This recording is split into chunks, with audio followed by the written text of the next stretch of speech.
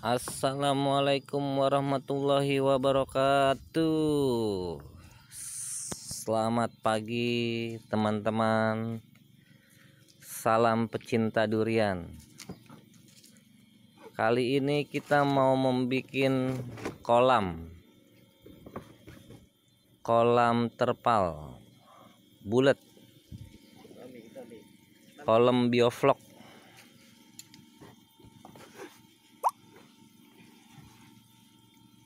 Kolam bioflok ini akan digunakan untuk taruh ikan lele. Dan ikan lele ini akan kita besarkan dari kira-kira ukuran ikannya yang ukuran 15 mili kali ya, nggak terlalu kecil sih ikannya, ukuran serokok lah, ukuran rokok segitu. Kalau terlalu kecil karena resikonya bisa mati, jadi kita usianya yang sedang-sedang aja kita taruh di kolam bioflok ini. Dan tujuannya untuk pemupukan atau membuat POC, pupuk organik cair. Jadi kita pakai sistem bioflok ya teman-teman ya. Maksudnya airnya itu kita pakai prebiotik ikan.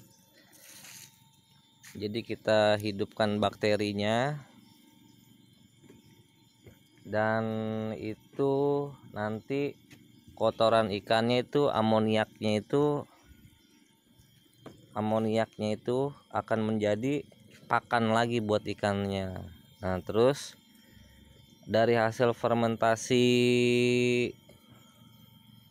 antara kotoran ikan dan probiotik itu akan menghasilkan POC atau pupuk organik cair yang bisa kita langsung siramkan ke semua tanaman durian kita teman-teman. Jadi semua tanaman kita udah nggak usah pakai pupuk lagi teman-teman. Kalau kita nanam durian kisaran 100 batang, kalau kita setiap bulan mesti beli pupuk, waduh, berat juga tuh biayanya teman-teman. Jadi ongkos untuk pembelian pupuk bulanan untuk tanaman kita itu nanti akan terasa berat juga teman-teman, apalagi untuk usia bibit yang masih kecil-kecil kayak gini ya kan. Kalau terus-terusan kita setiap bulan beli pupuk kayaknya lumayan juga teman-teman kalau kita tanam bibit duriannya banyak ya. Mungkin kalau 10-20 masih terjangkau teman-teman. Kalau untuk saya sendiri sih,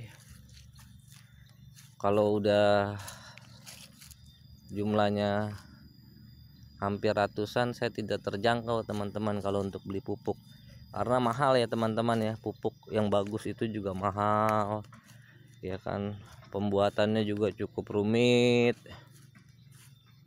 jadi bakal makan banyak modal teman-teman kalau misalkan kita selalu mengandalkan pupuk beli gitu teman-teman. Ini kurang lebih saya bibit tanam ada 100 lebih ya teman-teman ya. Jadi bibitnya juga masih kecil-kecil teman-teman. Jadi kalau misalkan saya setiap bulan harus beli pupuk, waduh teman-teman, berapa juta yang harus saya keluarkan sampai pohon durian ini bisa besar dan bisa berbuah. Coba dibayangkan teman-teman.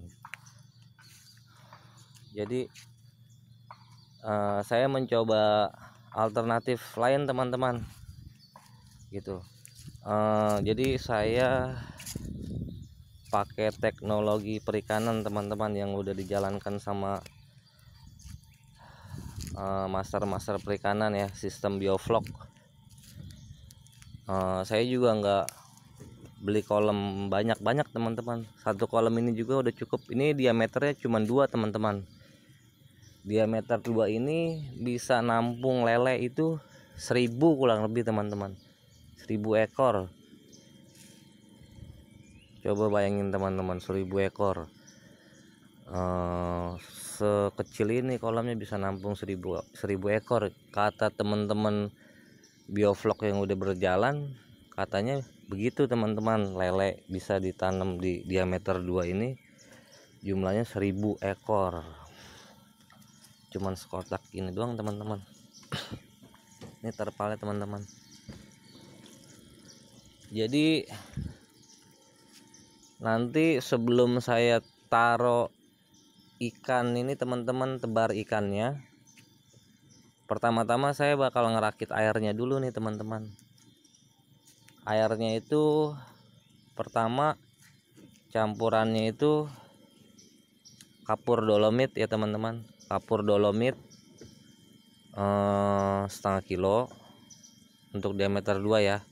Terus garam kasar, garam krosok ya teman-teman ya, itu setengah kilo juga.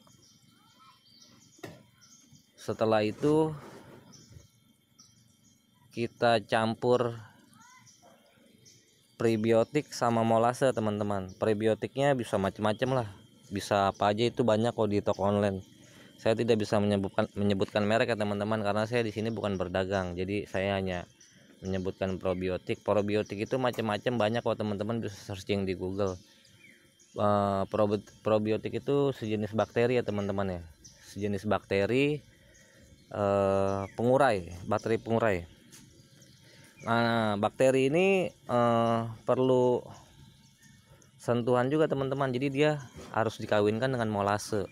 Ya kalau nggak ada molase teman-teman bisa juga pakai gula merah atau pakai air tebu, pokoknya sejenis pemanis ya teman-teman ya, karena bakteri itu suka dia itu hidupnya maksudnya dengan bantuan gula kayak gitu. Jadi dia bisa bisa berkembang gitu. Harus ada unsur manis ya teman-teman intinya. Setelah seminggu air tercampur, nanti kita pakai aerasi juga teman-teman. Aerasi itu maksudnya aerator itu sejenis apa sih, oksigen ya, oksigen. Contohnya yang ada di akuarium lah, yang penting air itu bisa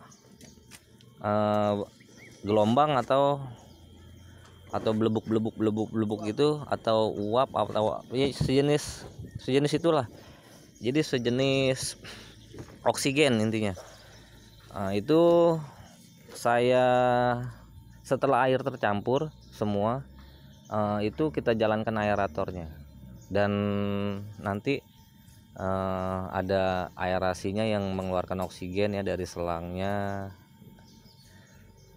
Ya sejenis kayak itulah kurang lebih, saya juga kurang paham ya soal itu.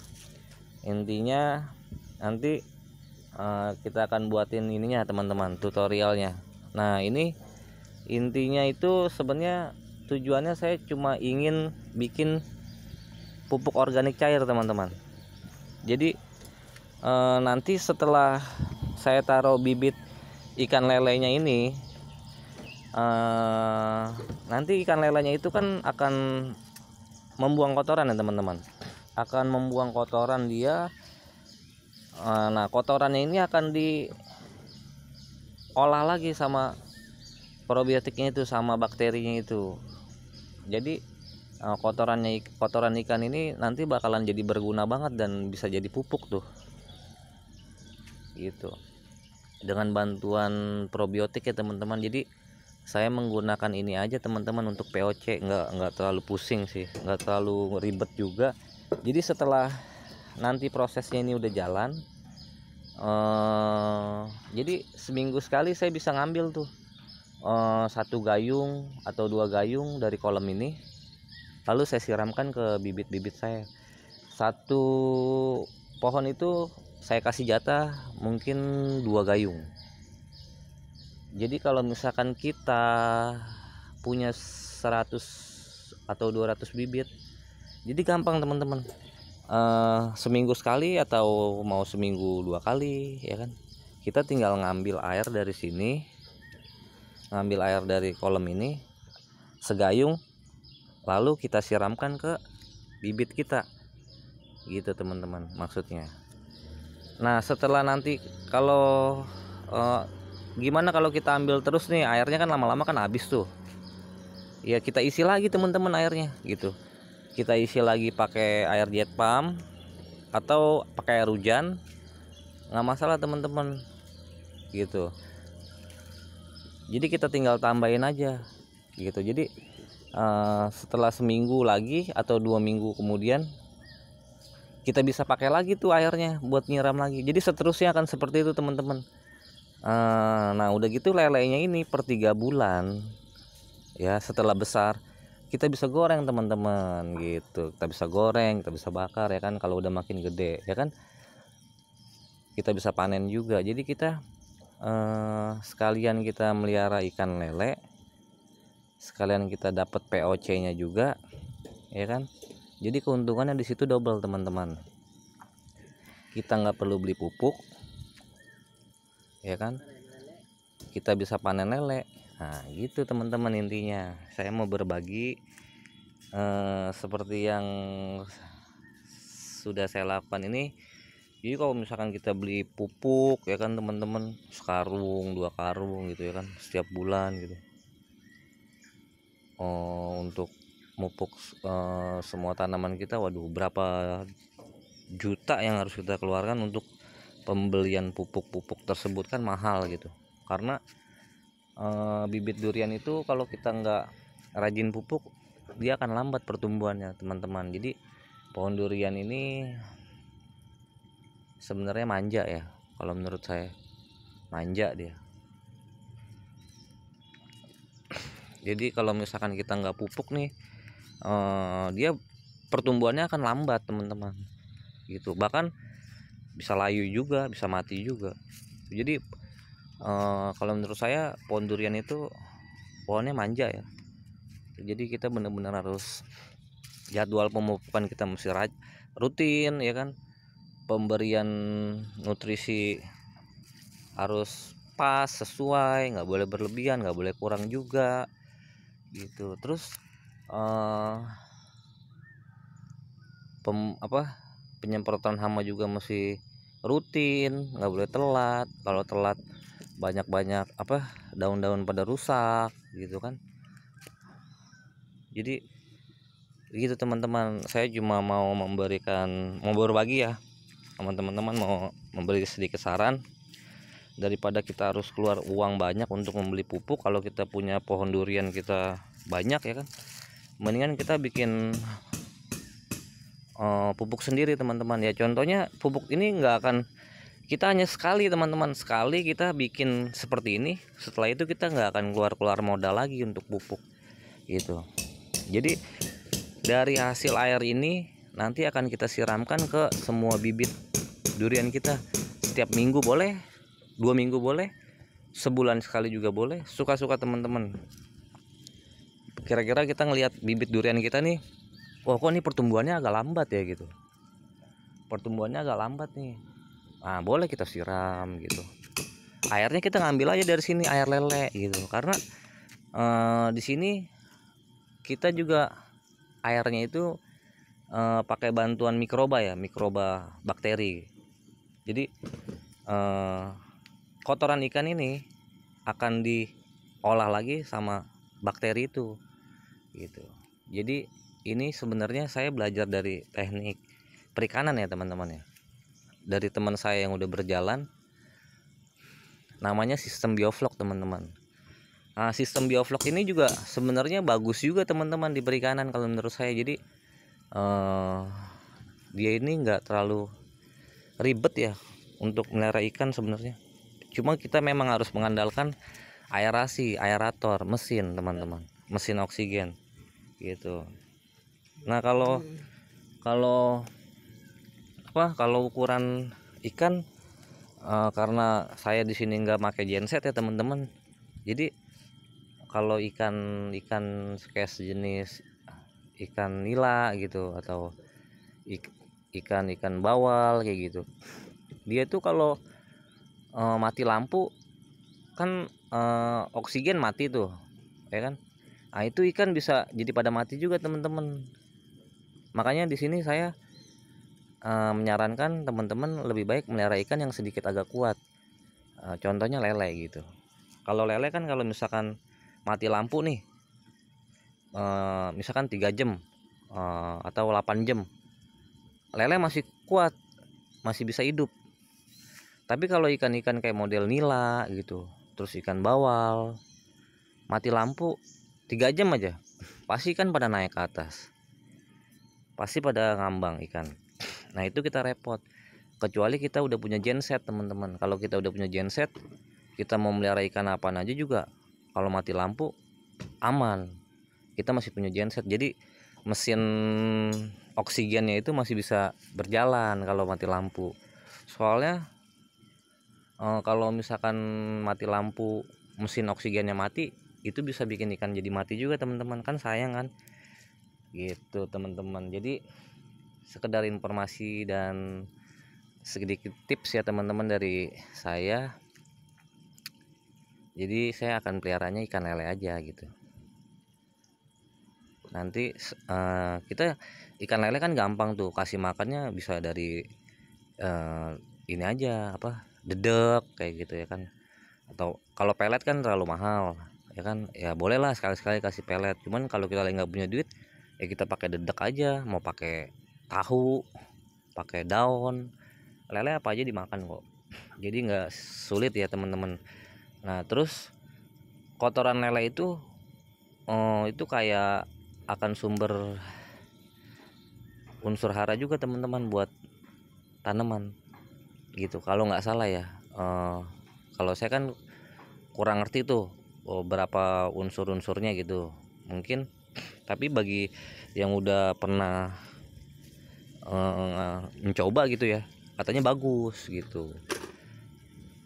Nah jadi ini teman-teman, saya menyarankan buat teman-teman buat bikin pupuk sendiri ya, atau POC. Jadi bisa ngambil dari kotoran ikan ini teman-teman. Nah, kita akan bikin pupuk sendiri teman-teman, pupuk organik cair gitu. Nanti seminggu sekali atau 2 minggu sekali kotoran ikannya ini kita ambil, kita sendok aja pakai gayung gitu. Kalau enggak dari saluran pembuangannya kita buka, kan kotorannya paling bawah tuh nanti akan keluar teman-teman kotorannya. Kita buka, kita ambil aja untuk ukuran sebak gitu. Nanti kita siram kurang, kita buka lagi ambil sebak gitu. Jadi lebih hemat teman-teman gitu. Kurang lebih begitu teman-teman, tips dari saya, pecinta durian, pecinta tanaman durian, pecinta buah durian, pecinta segala jenis durian. Wabillahi taufiq wal hidayah. Wassalamualaikum warahmatullahi wabarakatuh.